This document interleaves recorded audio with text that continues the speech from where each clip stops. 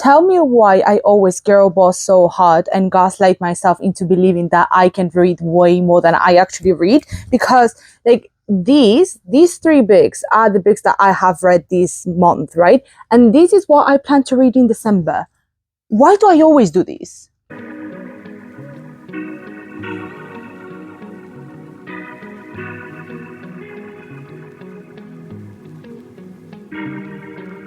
Hello everyone, this is Darkest Hour Reads and welcome to my channel for those who are first viewers, and welcome back for those who are back again after watching one of my videos. Today I want to talk about the books that I have read this month and then the books that I want to read during this December, because obviously 1st of December, 2nd of December, I have to show you guys what I'm up to and what I want to read this month. So let's start. So starting with the books that I have read this month, I have to be fully honest, I'm transparent with you guys. It's been quite a slow reading month because life has been quite busy, obviously with my job, but also at the same time with pre-Christmas party, which for some reason, and this is something that I will never understand, English people or like people in England start Christmas literally right after or the day after Halloween, which I think is nuts and I think it's wild. But yeah, Christmas starts 2 months early apparently.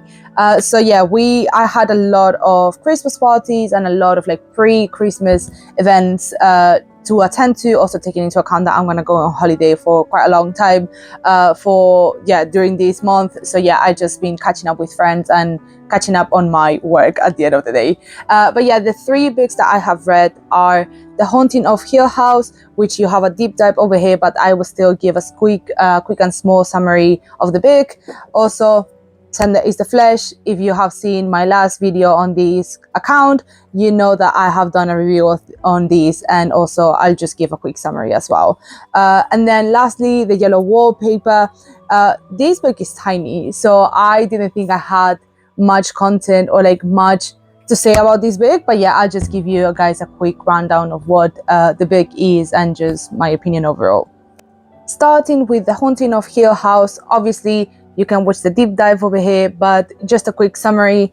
It is a story about Eleanor, who is a young woman, well, around her 30s, whose mom passes away, and after her being the main caretaker of her mom, she receives a letter from a doctor who invites her to visit what he calls the Hill House, which is an old manor that seems to be haunted. So obviously her having no job, having no experience whatsoever in the real world, because she had to take care of an ill mother, she decides to just go to this trip and just find herself and find her independence back after all these years of taking care of someone.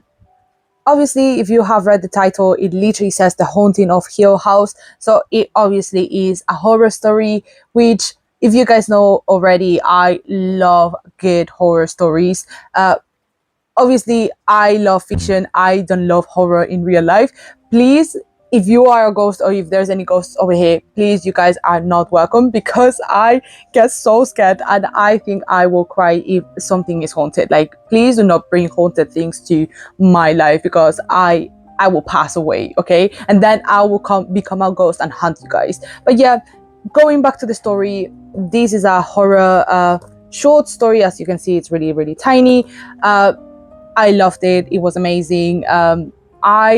I think it is more of a psychological type of horror. And then also at the same time, we see a great example of an unreliable narrator, which I love. It's one of my favorite types of narrator styles, sorry. And yeah, this is amazing. I think there's a film, and I also think that there's a prequel or something similar, or an adaptation, which is a series on Netflix. I haven't seen it because, again, I am terrified and I think I will cry if I watch the series. But yeah, this is a great book. I would say, I think I gave it a 4 stars if I'm not mistaken last time. But yeah, great story if you like horror and if you like ghost stories and just main characters that go insane. This is your book. The second book that I have read this month is Tender is the Flesh, which I also have a review, well, a deep dive review over here. But yeah, just for a quick summary, it's the story about a man, Marcos Tejo, who lives in a society where eating human meat is allowed, it's legal, and also it's the norm. Just because there was a virus that affected all animals, so therefore animals had to be killed, and then obviously people needed the protein and had to be fed, so therefore human meat became available and became something legal to consume. I think I said it in the review already, or like in the deep dive, but this book was so good. It was so entertaining. Also, it was kind of horror-y, I'm not gonna lie. There were some parts that I was like, this is making me sick, and this is honestly like, I am a meat eater, okay? I love my meat, and that sounded really bad. I love eating meat. Depending on the meat, I don't really like lamb, but I generally like to eat meat. I love fish as well. I love any kind of meat. And just reading the way that the meat industry processes food, or like processes meat or animals, but instead of animals they are actually processing humans, made it so much more realistic and so much more terrifying that I even could think about, right? This book is incredible. It is amazing. If you guys are Hispanic or you speak any Spanish whatsoever, please support Agustina Bazterrica, who is I think she's Argentinian. If not, if I'm mistaken, I would just put it over here. But yeah, she is a Hispanic author. So if you either are Hispanic or you speak Spanish, please make sure that you support her and that you read the book in Spanish. I unfortunately couldn't find the Spanish version just because obviously I'm in England and it was quite hard for me to get the book. But obviously I'm going to Spain, I'm going to Spain in Christmas. Obviously I'm going to visit my family, but I'm going to make sure that I get a copy in Spanish just to support her. Please support her. She is incredible. I love her. And this book is insane. I think I gave 5 stars just because it was that good. And if you guys like horror, if you like gods, if you like disgusting books, this book is for you. And now the last book is The Yellow Wallpaper by Charlotte Perkins Gilman. I don't think I have done a review of this book yet, which I think it could be really interesting to do so. Please let me know if you're interested in the comments, and then I will just do the review, because there's a lot that I can talk about in this book, well, from this book, especially from this author, because she is what Sylvia Plath was like 70 years ago, but instead of 70 years ago, it was like 120 more, or like 150. She was that girl, okay? Like, she was the girl boss. And this is such a great book to read, right? Like, I love that this book comes from her experience and comes from her feeling vulnerable and just feeling the experience of what is just being a recent new mom, and also what I think is PPD. I think is post, what's the name? Anyways, post-birth depression. So it's just like when someone gives birth and then they become depressed because of like the changes in their environment, the changes in their life, and also taking care of someone who is fully dependent on you, right? And also at the same time feeling the birth complications, or like the effects on your body from birth. Insane. Let me just give you a summary. The summary is just basically the author explaining her experience when she just basically moves to a new house, or to an old manor, just for like some months for the summer, just to, in order for her to become better, or just to like go back into health, because basically she just gave birth to her child, and there was some birth complications, and also because of all the changes that she had in her life, because of the baby, she falls into a postpartum depression. There you go, PPD. And basically she is literally just closed into a room, which is called the yellow wallpaper room, because obviously the wallpaper is yellow, but like it's a really kind of ugly paper for some reason.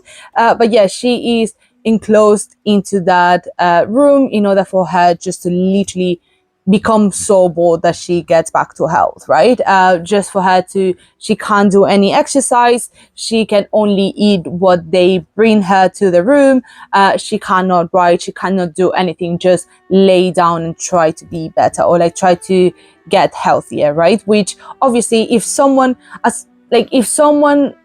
with someone that has experience with just literally being bedbound, you know that the worst part of being bedbound, or to be like put into that situation, is the fact that you cannot do anything, right? That you're literally useless and you need to be taken care of 24/7, which I think this is something that she explains in the book, but also at the same time it is exacerbated by the fact that she's so bored, and the fact that she is feeling the sort of depression, hysteria, and like sort of delirium because of the wallpaper, and because she was so extremely bored and also very mentally unwell because of the PPD.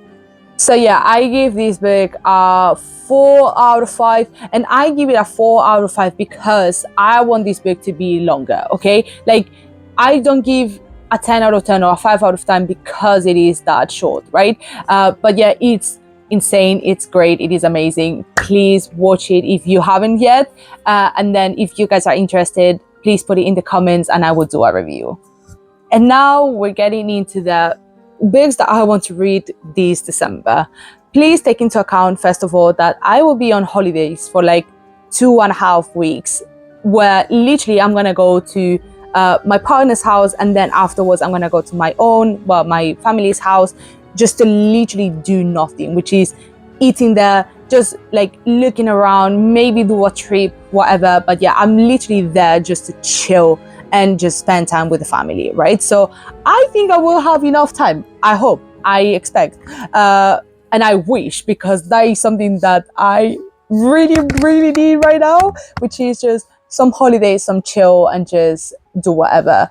So the first book that I will be reading this month, and also at the same time it's a little bit of cheating because I already started, is Interview with the Vampire by Anne Rice. I think I was interested to read this book because I saw an edit on TikTok about Lestat and Louis. Well, I don't know if that's how you pronounce it, but that's how I say it. But yeah, I was obsessed. I thought, like, who are these two sexy men? I need to know more about you guys. So I decided to read the book because I am that unique and special that needs to read the books before watching the series, just to make sure that I can say that the book was better. Yeah, that I'm that kind of girl. You know what I mean? By the way, that was sarcasm. Please don't judge me for this. I'm not a pick me. But yeah, this is the book that I'm reading right now. I have to say that even though it looks kind of short, the fact that the texts are so big, it's giving me the ick. It's giving me the ick a little bit, but also at the same time, I appreciate it because at the end of the day, the less space there's between paragraphs, the more I can read and the more I can get to know about the story.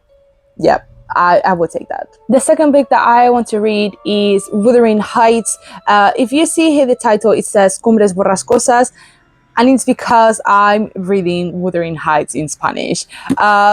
That's the beauty of being multilingual like me, which someone that can speak 3 languages and is learning another one. But I started reading Wuthering Heights, like, I think it was 2 months ago. I remember I just had nothing to do and decided to start Wuthering Heights, just because like I always felt the need to read it. And I remember I did not understand a single word. Well, I did, but I think it was not attractive to me, in the sense of like, when I read a book, like, I need to feel compelled to read it, and I did not feel like that at all with Wuthering Heights. So I think it was a language issue rather than a big issue. So I'm giving it a chance again, but in Spanish. We'll see how it works. We'll see if I'm just bored out of my mind and decide not to read it at all. But yeah, I'm gonna try to read Wuthering Heights in Spanish this time. Then last but not least, I am not sure at all if I will be able. Now, last but not least, definitely not least, I think I don't even know if I will be able to comprehend this book or even to attempt to read it, because I've heard a lot of great things about this book, but I have also read a lot of horrible things about it. And it's The Divine Comedy. I literally picked it, or like, there's the three parts over here. We'll see how it works. And also at the same time, I have it in Spanish, because again, I think with The Divine Comedy, I am too scared to read it in English. I need to comprehend this book, right? I need to deepen it. But yeah, I think with this book, I will either love it and just like literally inhale it, or I will hate it and not read it. The same with Wuthering Heights.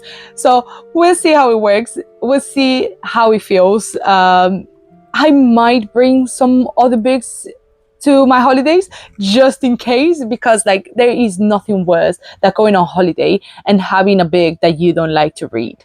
And it's just like, I just get an extra, or just maybe get two more just in case, to make sure that I read something at least. So yeah, grosso modo, these are the books that I have read this month, and these are the books that I want to read this December. We'll see how it goes. I hope I can read the books, or either at least enjoy the books that I'm reading. I'm very, very scared, but yeah, we'll see how it goes, and I'll come back in a month or maybe earlier and just tell you how it is and how it feels. Thank you so much, guys, for watching, and I hope you have a great rest of your day. Okay, bye, guys.